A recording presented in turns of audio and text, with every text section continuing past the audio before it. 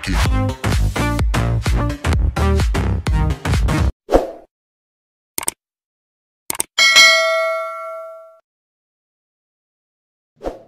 Assalamualaikum warahmatullahi wabarakatuh.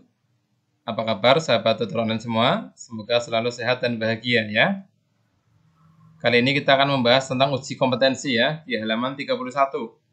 Ini sebetulnya campuran antara eksponen dan logaritma, tapi di sini saya ambil yang eksponen saja, yang logaritma saya hapus. Oke. Kita mulai dari nomor 1. Soalnya begini, selesaikanlah ya A. Oke. Kita mulai dari yang A dulu ya. Kita akan sederhanakan yang di dalam kurung ini dulu, sehingga menjadi kita fokus pada yang bilangan pokoknya sama ya, X sama X. Berarti menjadi X pangkat negatif 5 kurangi 1 ya, karena pangkatnya ini adalah 1. Kemudian yang Y, ini berarti 4 kurangi 3. Pangkat 4 kurangi 3. Ini kita pangkatkan lagi dengan negatif 2. Seperti ini. Kemudian yang sebelah kanan ini, kita sederhanakan dulu yang kurungnya ini ya. X sama X berarti X pangkat 7 dikurangi negatif 4 ya. 7 kurangi negatif 4. Kemudian yang Y berarti negatif 3 kurangi 6. Y pangkat negatif 3 kurangi 6. Ini pangkatkan lagi dengan negatif setengah. Kemudian kita sederhanakan lagi. X pangkat negatif 5 kurangi 1. Berarti X pangkat negatif 6. Nah, seperti ini. Y pangkat 4 kurangi 3 berarti 1. Atau Y saja seperti ini. Pangkatkan lagi dengan negatif 2. Yang sebelah kanan sekarang. Ini X pangkat 7 kurangi negatif 4. Berarti X pangkat 7 tambah 4 ya. 11 ya. Kemudian Y pangkat negatif 3 kurangi 6. Berarti negatif 9. Pangkatkan lagi dengan negatif setengah. Nah, seperti ini. Kemudian kita sederhanakan lagi. Ini menjadi X pangkat negatif 6 kali negatif 2. Berarti X pangkat 12. Nah, seperti ini. Y pangkat negatif 2. Kemudian yang ini. X pangkat 11 kali negatif setengah. Berarti negatif 11 per 2 ya. Nah, seperti ini. Kemudian Y pangkat negatif 9 kali negatif setengah. Berarti 9 per 2 ya, positif ya. Nah, seperti ini.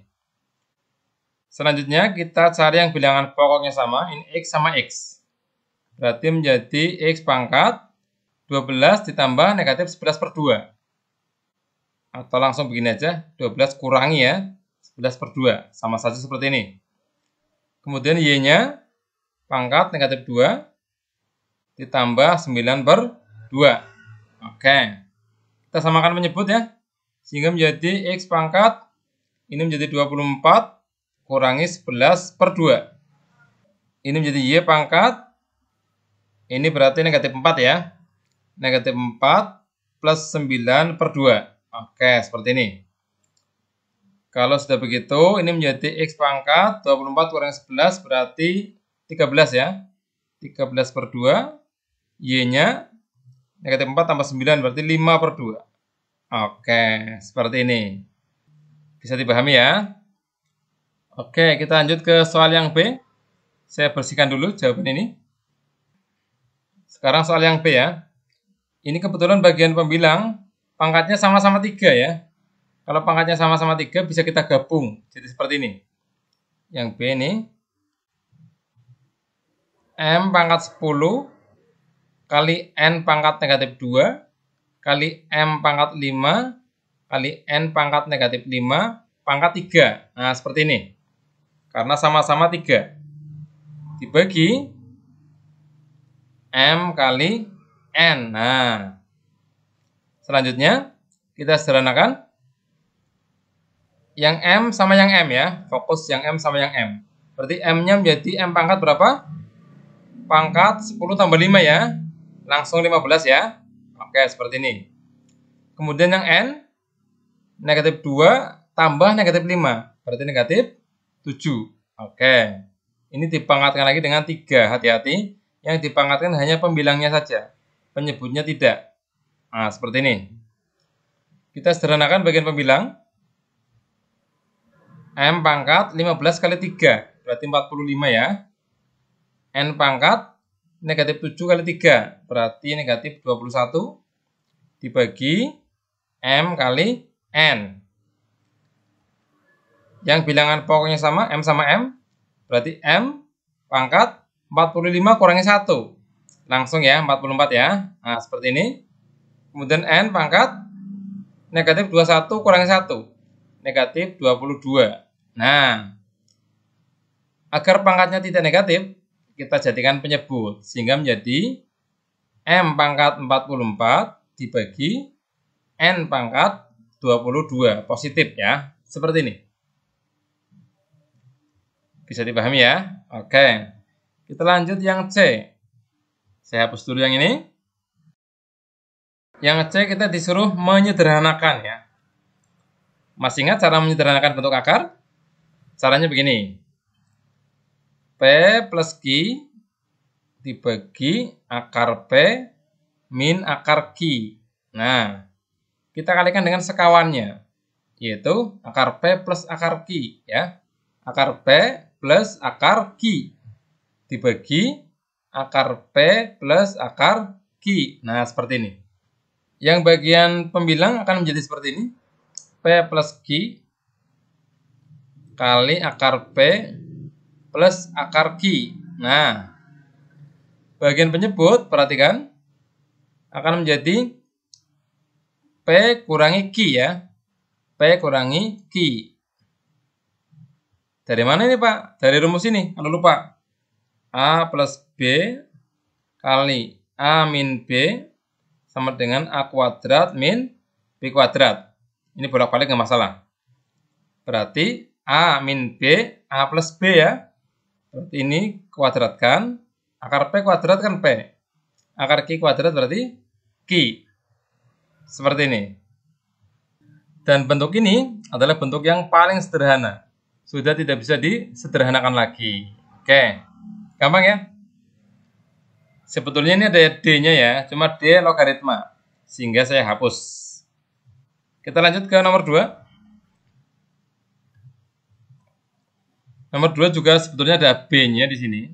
Cuma B-nya logaritma. Saya fokus ke eksponen saja. Soalnya begini, sebuah koloni bakteri terdiri atas 500 bakteri yang akan membelah diri menjadi 2 setiap jam ya.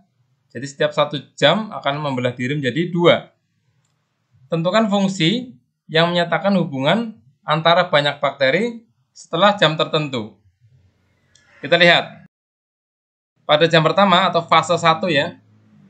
Kita pakai jam saja. Jam pertama, maka banyaknya bakteri. Banyak bakteri 500 kali 2, ya kan?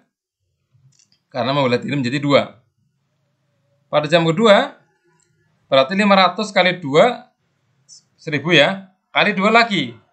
Berarti 500 kali 2 lagi, atau 2 kuadrat. Nah, seperti ini. Jam ketiga, berarti 500 kali 2 pangkat 3. Dan seterusnya. Bagaimana kalau jamnya X? Jam ke X berarti 500 kali 2 pangkat X. Nah, jadi fungsinya adalah ini dia ya. Tentukan fungsi, berarti Fx sama dengan 500 kali 2 pangkat X. Seperti itu. Sangat mudah ya. Kita lanjutkan ke nomor 3.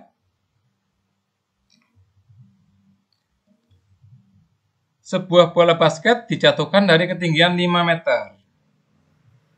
Bola tersebut menyentuh tanah dan kemudian melambung kembali setinggi 3/4 dari tinggi sebelumnya. Bola tersebut terpantul dan melambung kembali dengan ketinggian yang sama. Maksudnya 3/4 ya, dari sebelumnya. Sampai akhirnya bola benar-benar berhenti melambung dan jatuh ke tanah. Yang pertama A, berapa ketinggian bola tersebut pada lambungan kelima? Oke, pada ketinggian awal atau fase 0, tingginya 5 meter. Pada fase 1, lambungan pertama, berarti 5 kali 3/4 ya. Karena tingginya adalah 3/4 dari tinggi semula. Nanti ketemunya 3,75. Pada lambungan kedua, tingginya adalah 3/4 dari sebelumnya ya. Berarti 3/4 dari 3,75. Atau sama saja 3/4 dari ini. Berarti 5 kali 3/4 kali 3/4. Atau 3/4 kuadrat langsung seperti ini. Ini hasilnya adalah 2,8125. 2,8125. Nah, seperti ini. Berapakah tingginya pada lambungan kelima? Dengan pola ini kita bisa mencarinya dengan mudah. Berarti 5 kali 3/4 pangkat 5. Nah, seperti ini. Tinggal dicari saja ya. Ketemunya adalah nanti 1,186 meter. Oke, ini dia. Ini adalah tinggi bola setelah lambungan kelima. Bisa dipahami ya? Lanjut, yang B. Pada lambungan keberapa bola akhirnya berhenti melambung? Ini harus buat tabel yang cukup panjang. Ini saya sudah buatkan tabelnya. Seperti ini. Ya, ini pada sampai lambungan kelima ini dia ya. Sama dengan ini ya. Sampai lambungan ke-6, 7, 8, 9, 10, sampai 15. Kira-kira kapan ya bola akhirnya berhenti melambung? Pada pantulan berapa atau pada lambungan berapa? Kita harus mencari fase di mana tinggi bola kecil ya. Kalau kita lihat pada fase ke-10 contohnya. Ini 0,28. Berarti masih cukup tinggi ya. Masih 28 cm ini. Kita cari lagi. Pada fase 13, 0,11 cm. Oh, 0,11 meter ya. Berarti sekitar 11 cm lah. Pada fase ke-15 kita lihat. Ini hanya 6 cm. Nah, kira-kira bola kalau 6 cm dijatuhkan ke lantai akan mantul atau tidak? Nah, kemungkinan bisa berhenti di sini ya. Berhenti di sini. Di fase atau lambungan ke-15. Atau kalau mau kita coba lanjutkan, mungkin ada lambungan tertentu yang sekitar 0,02 cm dan seterusnya ya, yang lebih dekat dengan lantai. Tapi saya pikir yang ini pada lambungan ke-15 ini juga sudah cukup dekat dengan lantai ya, hanya 6 cm. Kayaknya sudah nggak kuat mantul lagi ya. Nah, seperti itu. Kalau ini nggak ada jawaban pastinya ya, adanya perkiraan saja. Nomor 4. Dina menabung uang di bank sebesar Rp2.500.000 dan mendapatkan bunga sebesar 10% per tahun. Pertanyaannya, berapa banyak tabungan Dina pada 5 tahun pertama? Jadi pada tahun ke-0 ya, ini atau awal menabung, uangnya Rp2.500.000. Setelah tahun pertama, dia dapat bunga ya, berarti Rp2.500.000 ditambahkan 2.500.000 kali 0,1 ya. Dari mana 0,1? Dari 10% ya. 2.500.000 ditambah 10%-nya ini. Kalau saya sederhanakan menjadi Rp2.500.000 kali 1 plus 0,1. Atau sama dengan 2.500.000 kali 1,1. Nah, seperti ini. Pada tahun kedua, hasil ini ya, juga dikalikan 1,1. Sama ya. Sehingga menjadi 2.500.000 kali 1,1 kalikan 1,1 lagi. Atau pangkat 2. Nah, seperti ini. Pada tahun ketiga, dengan pola yang sama ketemu 2.500.000. Ini kalikan 1,1. Berarti 1,1 1,1 pangkat 3. Nah, seperti ini. Berarti pada tahun kelima, ketemunya juga sama ya polanya ya. Rp2.500.000 kalikan 1,1 pangkat 5. Nah, seperti itu. Hasilnya adalah Rp4.026.275. Nah, jadi tabungan setelah 5 tahun menjadi Rp4.026.275. Seperti itu ya. Ya, ini soal terakhir. Sebetulnya ada B dan C ya. Tetapi karena soalnya logaritma, maka tidak dibahas. Ya, selamat belajar. Semoga bermanfaat. Saya akhiri. Assalamualaikum warahmatullahi wabarakatuh.